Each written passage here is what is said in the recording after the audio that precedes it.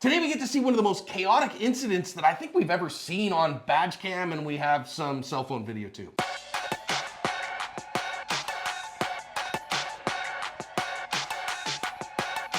Hi everyone, welcome to today's lesson here at Active Self-Protection. I'm your host, John Carrillo. And I'm your co-host, Mike Willover. Today's video comes to us from Gunnison, Colorado. Wilderness Tactical has been around for longer than the gun you're carrying has been, and they have been making high-quality products for concealed carriers for literally decades.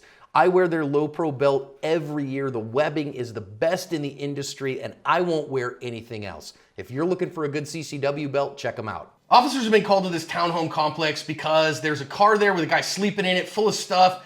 Hasn't moved for a while, so they called him in as creepy. Officers then checked the license plate on the car, comes back stolen. So now they've got a stolen car with a guy sleeping in it. This is problematic. We have badge cams as well as a cell phone video here. This one's gonna get wild, fam. Let's listen in. Let me see your hands. Put your hands up. Police, put your hands up. Put your hands up now. Police, put your hands up! Hands up now! Put your hands up now! Do not put that in gear! Put your hands up! Get out of the car, man. Get out of the car, man. Show me your hands. Show me your hands. Show me your hands. I can't do it, homie. You're in a stolen car, man. You're in a stolen car. Put your hands up! Hands are clean. Hands are clean. Do you got any guns on you? Do you got any guns on you? Dude, your car's stolen. We got called here because you're sleeping in your car. Okay, you got to exit the vehicle, man. Tatted up. Hands in his waist. Dude, you got to exit the car. Exit the car. We got to identify you. You're in a stolen car. Exit the car. Give me a minute. Turn the car off. Turn the car off. You're surrounded by...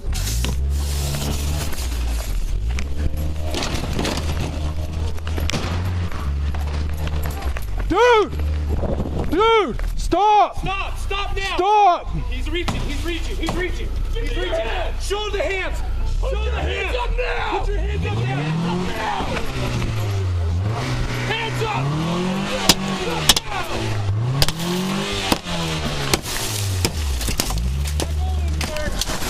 Hands up! Dude!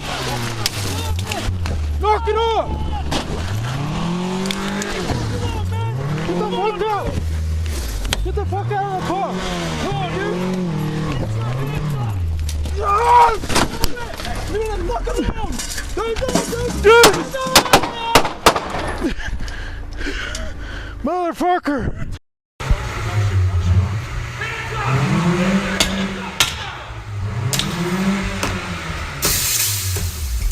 Not going anywhere! Hands up! Knock it off!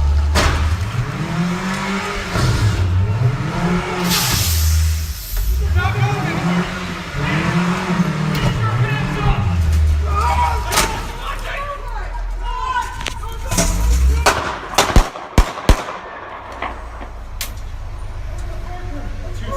Shots fired.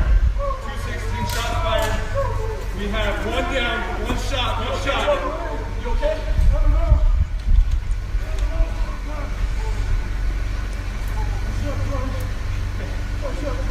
I shot twice too. Joe, here, move back, I got him.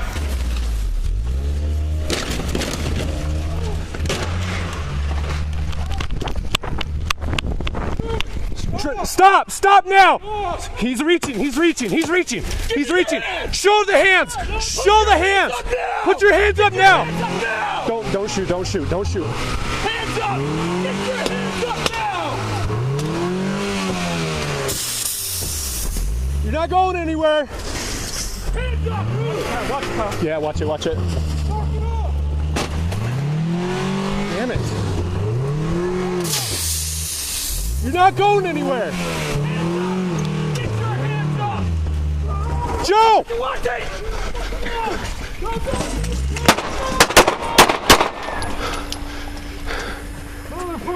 216 shots fired.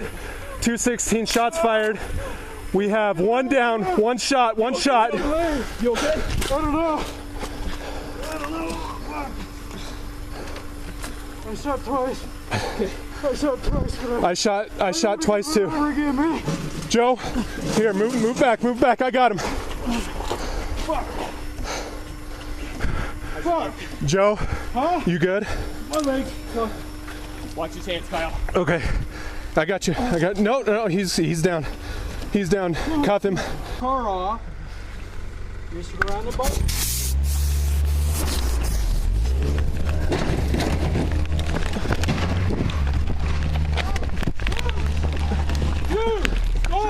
Stop now! He's reaching. Give me your hand. Show him the hands! Put your hands up now. Get your hands up now! Don't shoot. Hands up! Get your hands up now! Not going anywhere. Hands up! Watch it, Kyle. Yeah, watch it.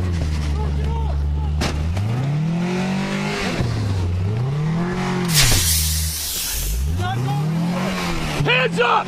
Get your hands up! Watch it!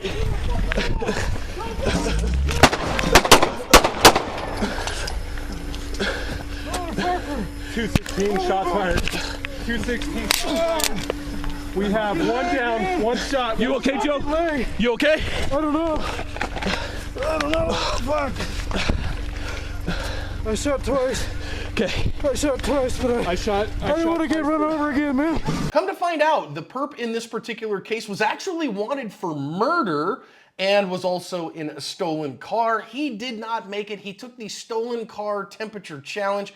Thankfully, the officer who got stuck inside the door frame there was not badly injured. No one else was harmed in this one.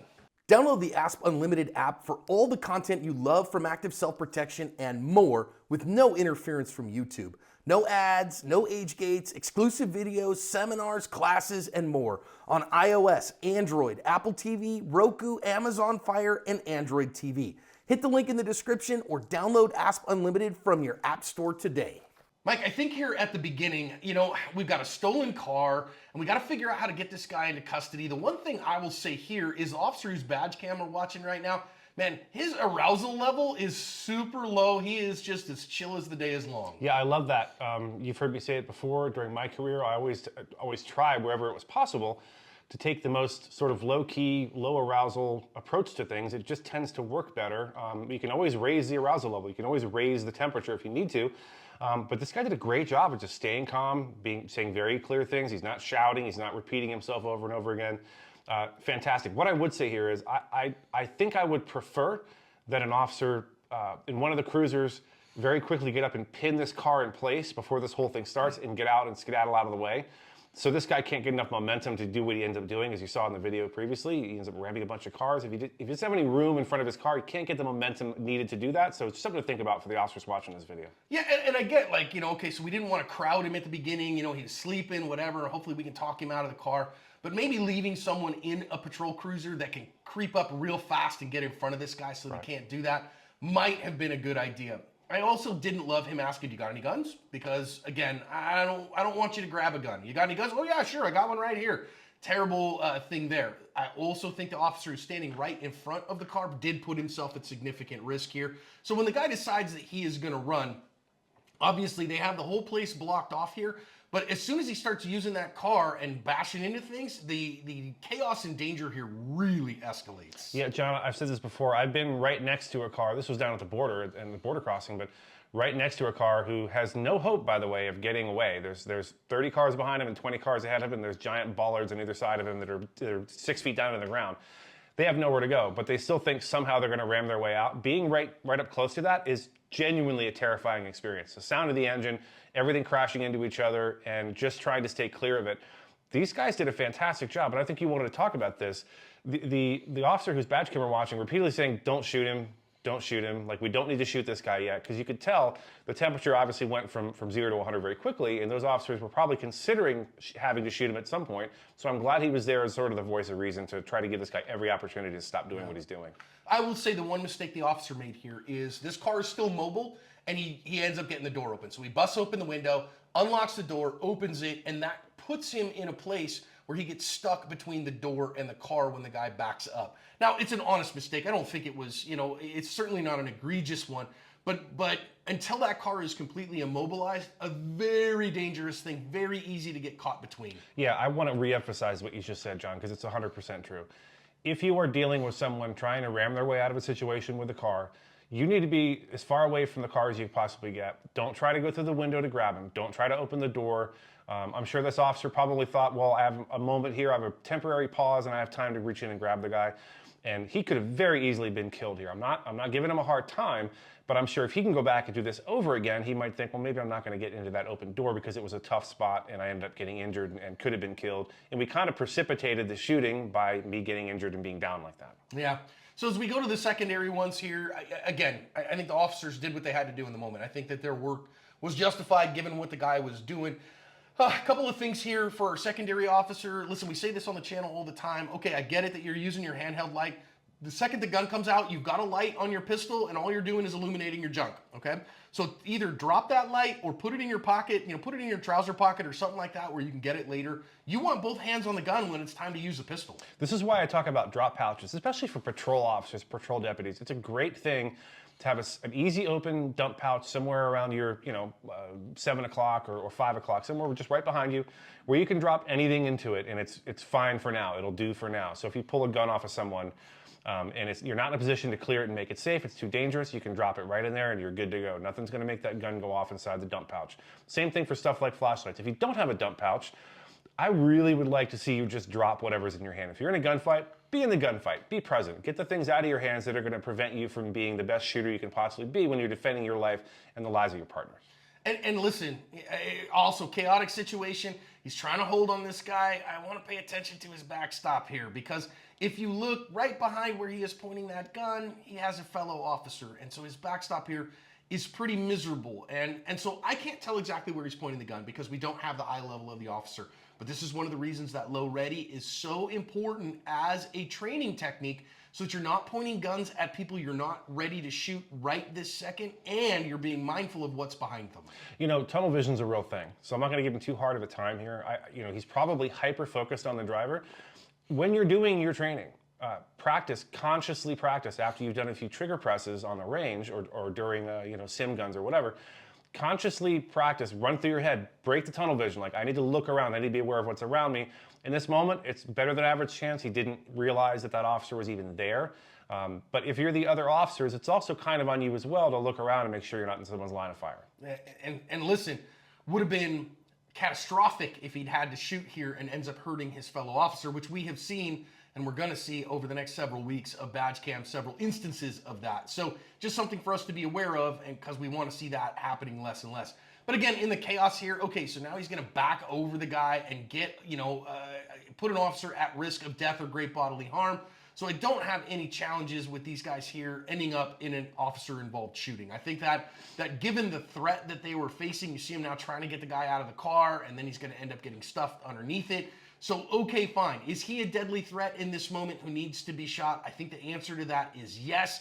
And just remember, when you're shooting through that windshield is going to do goofy things to the ballistics of your rounds. And you should train shooting into a car and shooting out of it.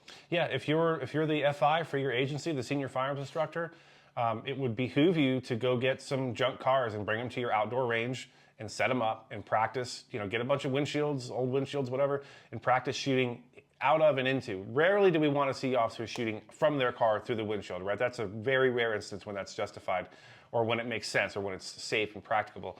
Shooting through a windshield is something you're much more likely to do from the outside in. So it's really nice to be able, if nothing else, do a demo and put some dummies in there or something and just show your students what the windshield does. It deforms a bullet in a weird way. It makes it go weird directions. Different windshields are angled differently. There's a million variables you can't account for, but at least put it in the mind of the people watching your demo. Hey, you may or may not, you could have perfect aim, perfect trigger pull, perfect sight picture, and the bullet's just not going to go where you're aiming. And they tend to deflect towards the perpendicular of the windshield. That's where they tend to go. But to know that it's unpredictable and where's that bullet going, you're not 100% sure, I think is something definitely to watch in this particular case. Now, again, third officer here, I'm going to say an interesting thing here that he goes dual wielding baton and knife. I think it was an interesting choice to try to deflate the tires with his, pretty cool pocket knife there. But maybe a little unorthodox. Yeah, I think I'm going to go out on a limb here. I like this guy, man. I think he's been thinking about this for a minute. Like, he had this idea in his head. Well, maybe if I'm in the situation, I could pop some tires. He did pop some tires. I don't know that I would do that. I wouldn't want to be that close to the car even for a second, because this guy's so unpredictable. You don't know what he's going to do next. You don't know which way he's going to turn the wheel. At the end of the day, John, I want to say this. These officers were in a very chaotic situation. They had sort of a lead, probably a senior officer, who had a very calming presence and did his best to keep this under control and from getting out of control. At the end of the day, we always say it, John, the perp has a definitive vote. And he voted to recklessly endanger the lives of these officers. And unfortunately for him, it didn't work out for him very well. These officers did a great job, I think, and covered their ass.